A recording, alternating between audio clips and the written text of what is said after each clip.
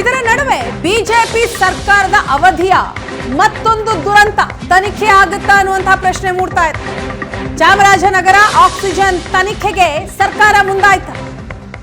Oxygen ದುರಂತದ ವರದಿ ಪುನರ್ ಪರಿಶೀಲನೆ ಆಗ್ತಾ ಇದೆ. ಏನೂ ಇಲ್ಲ ಅಂತ ಮಾಜಿ ಸಚಿವರು ವರದಿಯನ್ನ ತಿರಸ್ಕರಿಸಿದರು. ಕುಂಬಳಕಾಯಿ ಕಳ್ಳ ಅಂತಂದ್ರೆ ಯಾಕೆ ಹೆಗಲು ಮುಟ್ಕೊಳ್ತಾರೆ? ನಾವು ಮತ್ತೆ ವರದಿಯನ್ನ ಪುನರ್ ಪರಿಶೀಲನೆ ಮಾಡ್ತೀವಿ ಅಂತ ಡಿ.ಕೆ. ಶಿವಕುಮಾರ್ ಅವರು ಹೇಳಿದ್ದಾರೆ. ನಾವು ಯಾರ ಹೆಸರನ್ನು ಹೇಳಲ್ಲ, ಹೆಸರು ಹೇಳಿಲ್ಲ ಅಂದ ಮೇಲೆ ಯಾಕೆ ಮಾತಾಡ್ತಾರೆ?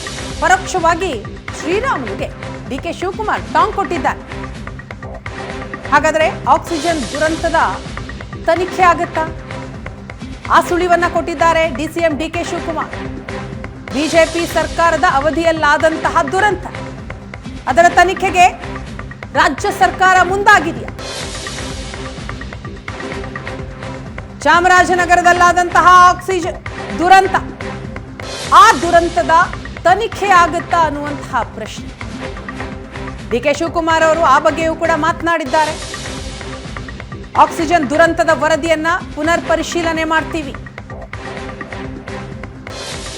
ಆ ಮುಖಾಂತರ ತನಿಖೆಯ ಸುಳಿವನ್ನ ನೀಡಿದ್ರು. ಜೊತೆಗೆ ಶ್ರೀರಾಮುಲು ಅವ್ರಿಗೂ ಕೂಡ ಟಾಂಗ್ ಕೊಟ್ರು ಡಿ.ಕೆ.ಶಿ. ಕುಂಬಳಕಾಯಿ ಕಳ್ಳ ಅಂದ್ರೆ ಯಾಕೆ ಹೆಗಲ್ ಮುಟ್ಕೊಂಡು ನೋಡ್ತೀರಾ ಅಂತ. ನಾವು ಮತ್ತೆ ವರದಿಯನ್ನ ಪುನರ್ ಪರಿಶೀಲನೆ ಮಾಡ್ತೀವಿ, ಯಾರ ಹೆಸರನ್ನು ಕೂಡ ಹೇಳಿಲ್ಲ, ಹೆಸರು ಹೇಳಿಲ್ಲ ಅಂದ ಮೇಲೆ ಯಾಕೆ ಮಾತಾಡ್ತಾರೆ ಅಂತ ಪರೋಕ್ಷವಾಗಿ ಶ್ರೀರಾಮುಲುಗೆ ಡಿ.ಕೆ. ಶಿವಕುಮಾರ್ ಟಾಂಗ್ ನೀಡಿದ್ದಾರೆ. ಅವ್ರು ಯಾಕೆ ಗಾಬರಿ ಆಗಿದ್ದಾರೆ? ನಾವು ಅವ್ರ ಸುದ್ದಿನೇ ಮಾತಾಡಕ್ಕೆ ಹೋಗಿಲ್ವಲ್ಲ. ಯಾಕೆ ಹೆಗಲು ನೋಡ್ಕೊಳ್ತಾ ಇದ್ದಾರೆ? ನಾವಿನ್ನೂ ಯಾರ ಸುದ್ದಿಗೂ ಹೋಗಿಲ್ಲ. ನಾನು ಸುಮ್ಮನೆ ಹಿಂಗೆ ಹೇಳಿದ್ದೀನಿ ಅಷ್ಟೇ. ಇಲ್ಲಿ ಬಂದಿದ್ದ ರಿಪೋರ್ಟ್ ಬಂದಿದ್ದನ್ನ ಹೇಳಿದ್ದೀನಿ, ಬೇಕಾದ್ರೆ ರಿಪೋರ್ಟ್ನ ಓದ್ತೀನಿ.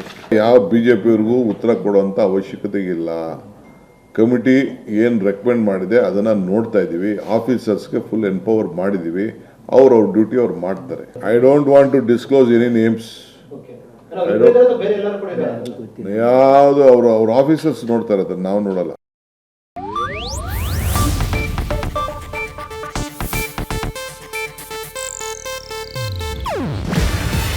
ಇದು ಏಷ್ಯಾನೆಟ್ ನ್ಯೂಸ್ ನೆಟ್ವರ್ಕ್ ಪ್ರಸ್ತುತಿ. ನೀವು ನೋಡ್ತಿದ್ದೀರಾ ಏಷ್ಯಾನೆಟ್ ಸುವರ್ಣ ನ್ಯೂಸ್.